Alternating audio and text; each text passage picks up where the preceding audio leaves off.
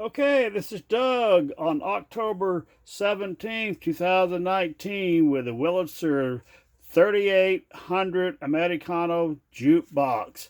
I am still trying to figure out this turntable here and getting it to work properly for me.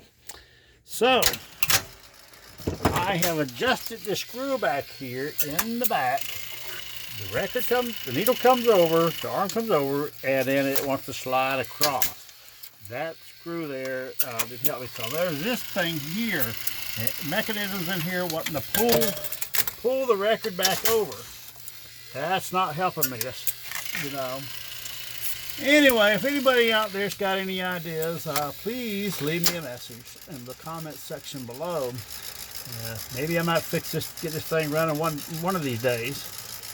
Until then,